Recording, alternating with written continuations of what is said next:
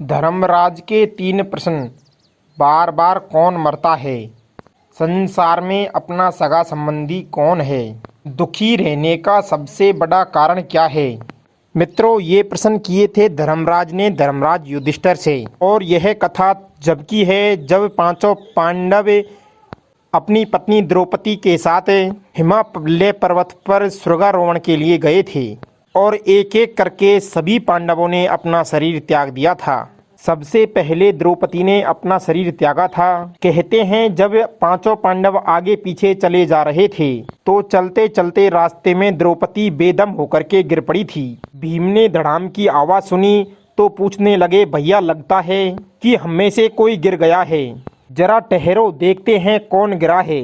देखने पर पता चला कि उनकी प्राण प्रिय भार्या द्रौपदी गिर पड़ी है। धर्मराज ने कहा कि भीम, गिरने वाले को गिर जाने दो, हमारा द्रौपदी से यहीं तक का रिश्ता था, पीछे मुड़ करके मत देखो, इस दुनिया में कोई भी सगा नहीं है और इस धर्म के मार्ग में मनुष्य को अकेला ही चलना पड़ता है।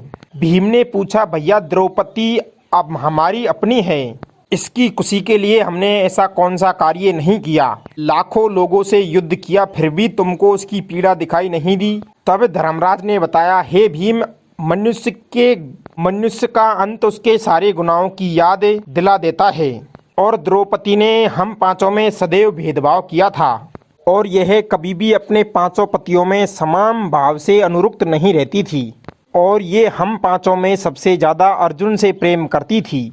इसी पाप के कारण इसका पतन हुआ है। द्रौपदी को वहीं पर पड़ा हुआ छोड़ करके पांचों भाई पांडव आगे बढ़ पड़े। दूसरी बार गिरने की फिर आवाज आई। इस बार सहदेव जी गिरे थे। भीम ने पूछा, भैया सहदेव हमारा अनुज बेदम होकर के गिर पड़ा है, जरा थोड़ी देर ठहर जाओ, मैं उसे सहारा देकर उठाता हूँ। युधिष्ठिर ने कहा कि भीम, मैंने कहा था ना कि अब हमारा कोई सगा नहीं है, धर्म के मार्ग में कोई किसी का सहारा नहीं बनता। सहदेव को अपनी बुद्धि का बड़ा ही अभिमान था, अब वो अपनी उसी बुद्धि से सहारा मांग ले।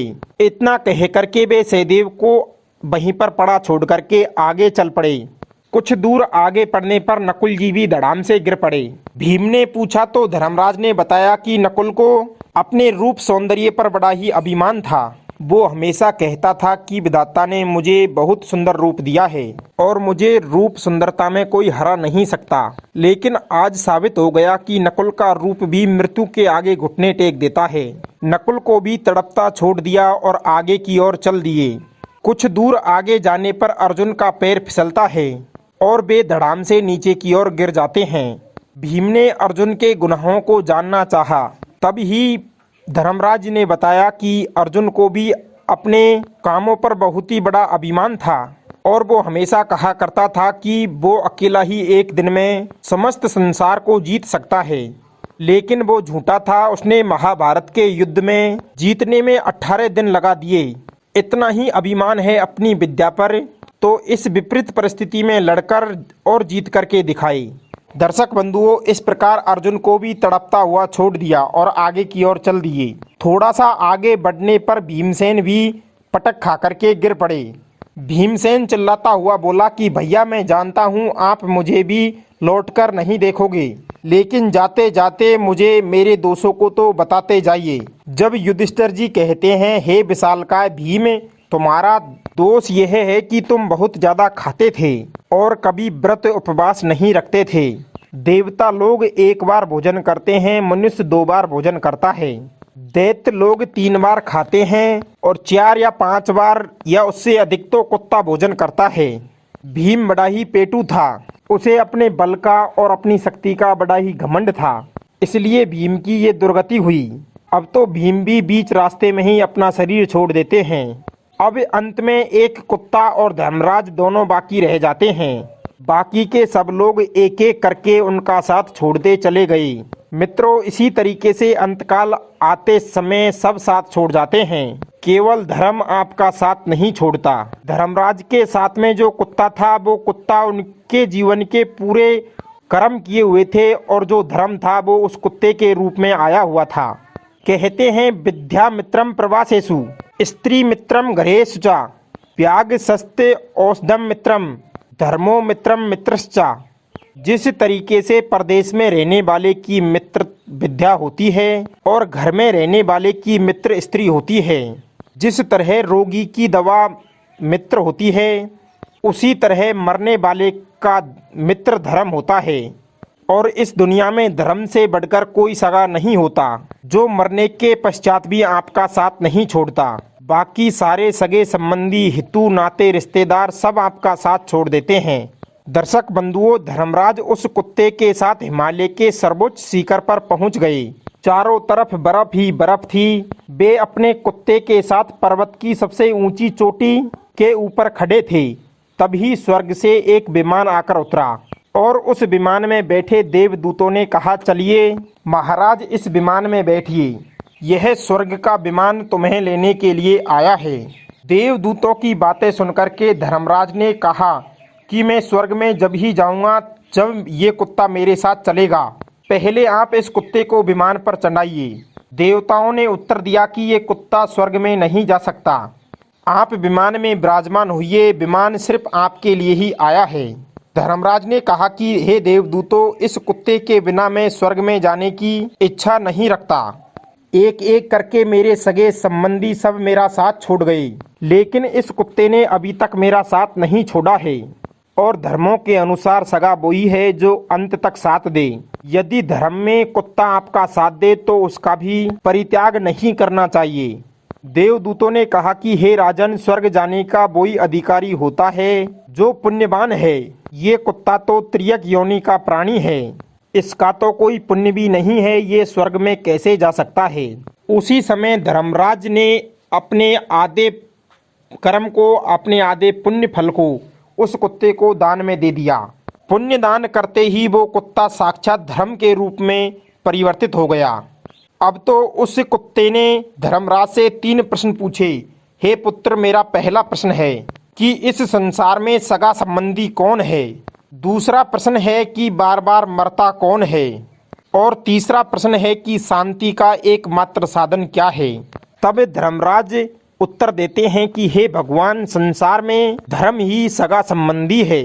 जो काम वासनाओं से घिरा रहता है वो बार बार मरता है, जो कामनाओं से रहित हो गया वो सुखी भी है और पूर्ण रूप से शांति को प्राप्त होता है।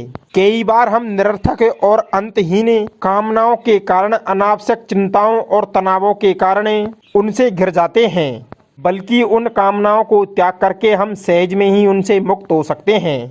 इस संबंध में मैं आपको एक छोटा सा दृष्टांत सुनाता हूँ। एक बड़ा ही धनी व्यापारी था, उसके पास बड़ा ही धन था, उसका व्यवसाय भी खूब अच्छे से चलता था, खूब अटूट पैसा था उसके पास। ये तो आप जानते ही होंगे कि धन दौलत बढ़ने पर व्यवधान भी ज़्यादा बढ़ जाती है।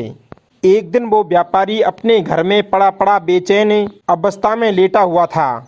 उसको नींद नहीं आ रही थी, मन में चैन नहीं था, बहुत ही ज़्यादा बेचैनी थी। पत्नी ने अपने पति को बेचैन देखा तो पूछ लिया, आज आपको क्या हो गया है, आज आपको नींद क्यों नहीं आ रही है, आप किस चिंता में डूबे हुए हो। पत्नी के बार बार पूछने पर भी सेठ जी ने कुछ नहीं बताया। अब तो दूसरे दिन भी उसकी यही हालत थी। तब पत्नी ने बहुत जिद की कि अब तो आपको बताना ही पड़ेगा कि आप किस चिंता में हैं। तब व्यापारी ने कहा कि हे प्रिय, ये मत पूछो मैं किस चिंता में हूँ, अगर तुम सुनोगी तो तुम्हारी भी मेरे जैसी हालत हो जाएगी। परंतु सेठ जी की पत्नी ने जिद करके पूछ ही लिया कि हरगिज आपको बताना ही होगा कि आप किस लिए चिंतित हैं।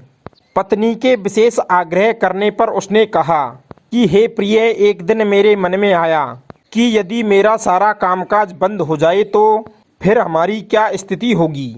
तब मैंने हिसाब लगा करके देखा कि अगर आज हमारा व्यवसाय बंद हो जाए तो हमारे पास इतना धन है कि हम 9 महीने 9 या 10 पीढ़ियों तक आराम से बैठे खा सकते हैं, परंतु इसके बाद हमारे पास कुछ नहीं रहेगा।